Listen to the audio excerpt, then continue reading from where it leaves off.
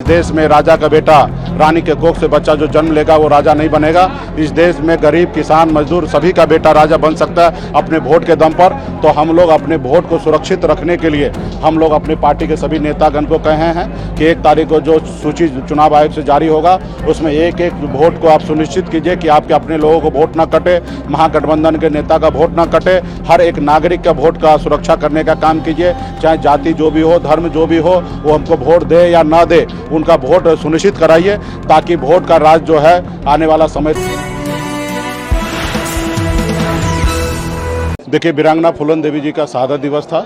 आज बड़े संख्या में पूरे बिहार में निषाद समाज के माता बहन, पार्टी के सभी जाति धर्म के नेतागण यहाँ पर उपस्थित थे। आपने देखा कि जितना कार्यक्रम में अंदर लोग थे उससे ज़्यादा बाहर थे और हम लोगों ने श्रद्धांजलि दिया है। वीरांगना फूलन देवी को हमने याद किया है और पूरे देश और दुनिया में एक संदेश है कि माता बहन के साथ अगर अन्याय करोगे तो बदला लेगा। और वीरांगना फूलन देवी ने सभी माता बहन को उन्होंने एक संदेश दिया कि अगर आपके साथ अन्याय करे, अत्याचार करे तो इसका मतलब घर में सहना नहीं है, खुदकुशी नहीं करना है और आपके साथ जो गलत किया उनको बदला लेना है। और उन्होंने देश दुनिया में चौथी लेडी, आयरन लेडी के नाम से जानी गई और उन्होंने पूरे देश में संदेश देने का काम किया। उसी को आज हम लोगों ने शहादत दिवस मनाया। इस कार्यक्रम में हमारे माता बहन सभी लोग आए, हमारे नेता प्रतिपक्ष श्री तेजस्वी प्रसाद यादव जी भी आए। आप जानते हैं कि चुनाव का साल है और जिस तरीके से चुनाव में जिस तरीके से भाजपा को, एनडीए को पता है कि बिहार में उनकी बहुमत नहीं आने वाला है, सरकार नहीं बनना है, तो वो बैक डोर से चुनाव आयोग जो है वो बिहार के जितने भी हमारे महागठबंधन है, जो गरीब पिछड़ा के हक अधिकार की लड़ाई लड़ने वाला है, उनको किसी न किसी तरीके से कमज़ोर करने के लिए वोट कहीं ना कहीं काटने का जो षड्यंत्र रचा जा रहा है उसको नाकाम करेंगे। बाबा साहब भीमराव अम्बेडकर ने हम लोगों को वोट गिराने का ताकत दिया है। उन्होंने कहा कि इस देश में राजा का बेटा रानी के कोख से बच्चा जो जन्म लेगा वो राजा नहीं बनेगा। इस देश में गरीब किसान मजदूर सभी का बेटा राजा बन सकता है अपने वोट के दम पर। तो हम लोग अपने वोट को सुरक्षित रखने के लिए हम लोग अपनी पार्टी के सभी नेतागण को कहे हैं कि 1 तारीख को जो सूची चुनाव आयोग से जारी होगा उसमें एक एक वोट को आप सुनिश्चित कीजिए कि आपके अपने लोगों को वोट ना कटे, महागठबंधन के नेता का वोट ना कटे। हर एक नागरिक का वोट का सुरक्षा करने का काम कीजिए, चाहे जाति जो भी हो, धर्म जो भी हो, वो हमको वोट दे या ना दे, उनका वोट सुनिश्चित कराइए ताकि वोट का राज जो है आने वाला समय तक सदियों सदियों तो चलता रहे। अगर हमको वोट गिराने का अधिकार नहीं होता तो बिहार में मुकेश सहनी मंत्री नहीं बनता। अगर वोट गिराने का अधिकार नहीं होता तो आदरणीय लालू प्रसाद यादव जी बिहार का मुख्यमंत्री नहीं बनते। अगर वोट गिराने का अधिकार नहीं होता तो उत्तर प्रदेश में दलित की बेटी 4-4 बार मुख्यमंत्री नहीं बनती।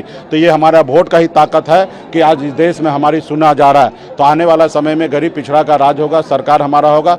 गरीब पिछड़ा सभी माता बहन को सम्मान देंगे। हमारे अभी सरकार की तरफ से घोषणा भी है महागठबंधन से कि हमारी सरकार बनने पर माता बहन को सम्मान करेंगे। माँ बहन मान योजना के तहत 2500 रुपया हर महीना उसको सम्मान देने का काम करेंगे। हमारे वृद्धा पेंशन को 1500 रुपया करेंगे, 200 यूनिट बिजली फ्री करेंगे, गरीब युवा के लिए रोजगार का व्यवस्था करेंगे। ये तमाम हम योजना लेके आने वाले समय में सरकार बनाकर लोगों को कल्याण करने का। सत्र चल रहा था, आज आखिरी दिन था, विपक्ष ने लगातार सवाल किए एसआईआर को लेकर के, लेकिन सरकार ने कोई जो है सेटिस्फाइड करने के लिए जवाब नहीं दिया। क्योंकि वो चोरी कर रहे हैं, उनको मालूम है कि उनकी सरकार नहीं बनना। आप बताइए, आदरणीय लालू प्रसाद यादव जी जो सामाजिक न्याय को मजबूत किए, हम लोग भी मानते हैं कि नीतीश जी भी वही है लोग हैं, हमारे लोग हैं, चिराग पासवान जी, मांझी जी, उपेंद्र कुशवाहा जी, ये क्यों चुप बैठे हैं? इनको भी अपने लोगों के लिए वोट के लिए लड़ाई लड़ना चाहिए। आज हम जो लड़ाई लड़ रहे हैं तो क्या पूरा बिहार के हर एक जाति धर्म नागरिक क्या महागठबंधन को ही वोट दे रहा है? नहीं दे रहा है। हमको पता है कि हर आदमी का वोट सुरक्षित रहना चाहिए, चाहे जाति धर्म जो भी हो, उनका वोट सुरक्षित होना चाहिए। जो लड़ाई हम लड़ रहे हैं वो लड़ाई नीतीश जी को भी लड़ना चाहिए, चिराग जी को भी लड़ना चाहिए, उपेंद्र कुशवाहा जी को लड़ना चाहिए, मांझी जी को लड़ना चाहिए, लेकिन ये लोग नहीं लड़ रहे हैं। हम बीजेपी से उम्मीद नहीं कर सकते। वो तो कभी नहीं चाहते थे देश में आज़ादी के बाद गरीब पिछड़ा का राज आए। वो तो कभी नहीं आरएसएस चाहते हैं कि गरीब को लोग आगे बढ़े, उनका हमेशा षड्यंत्र रहा है। तो हमारे साथ जो लोग सामाजिक न्याय के जो चोला पहन के बैठे हैं उनसे मेरा उम्मीद था, लेकिन आज वो लोग हौस में आके बोलना चाहिए था कि बिहार में जो हो रहा है ये नहीं होने देंगे, बंद करेंगे, और वो भी फर्जी तरीके से हो रहा, एक भी सही तरीके से नहीं हो रहा। मैं आपके माध्यम से चुनाव आयोग को चुनौती देना चाहता हूं कि चुनाव आयोग का जो 11 रोस्टर है, उस रोस्टर का तहत अगर पूरे बिहार में एक बूथ पर भी बता दे कि वहां पे अगर काम सही से हो रहा है तो हम 1 करोड़ रुपया का इनाम उनको हम देने का काम करेंगे। पूरे बिहार में फर्जी तरीके से काम हो रहा है। जब फर्जी तरीके से काम हो रहा है तो मत कीजिए, चुनाव के बाद कर लीजिए। या चुनाव से पहले लोकसभा के बाद कर लेना चाहिए, इतना घाई क्या है। तो कहीं ना कहीं गरीब पिछड़ा का वोट चोरी करने का है, इसलिए वो कर रहे हैं। महाराष्ट्र में वोट बढ़ा के किए और बिहार में वोट घटा के वो चाहते सरकार बनाएंगे, लेकिन बिहार के गरीब पिछड़ा दलित मन बना लिया है। अभी बिहार में महागठबंधन का सरकार बनेगा और हम लोगों को आने वाले समय में लोगों को कल्याण का काम करेंगे। सरकार के लोग तो कह रहे हैं कि रोहिंग्या बांग्लादेशियों को बचाना चाह रहे हैं, इसीलिए हंगामा कर रहे हैं विपक्ष के लोग। तो पहले उनको चुल्लू भर पानी में डूब मरना चाहिए। बांग्लादेशी, पाकिस्तानी या दूसरे देश के लोग कैसे भारत में आ गए। बिहार में 20 साल से नीतीश जी की सरकार है, देश में 11 साल से मोदी जी की सरकार है। मोदी जी का जवाबदेही होना चाहिए कि बिहार देश में दूसरे देश के लोग कैसे आ गए। पहले तो उन लोगों को चुल्लू भर पानी में डूब जाना चाहिए, अपने पद को इस्तीफा दे देना चाहिए, क्योंकि उनसे देश नहीं चल रहे, राज नहीं चल रहे। तो ये किसने बोला कि उनको लाने के लिए, वो आए कैसे, पहले तो उनका जवाब देना चाहिए। और चुनाव आयोग लिख के तो देना चाहिए कि ये लोग हैं। उसके निकालने के लिए देश के अंदर में आतंकवादी घुस जाए, दूसरे देश के लोग घुस जाए, तो इसके लिए बिहार के 8 करोड़ जनता परेशान होगा। इसके लिए हमारा बॉर्डर पे सेना है ना, सेना को घर घर में भेजिए, वहाँ पे देखिए कि बांग्लादेशी, पाकिस्तानी, दूसरे देश के अगर लोग हैं उनको वहीं पे शूट आउट कर दीजिए, मार दीजिए वहीं पे।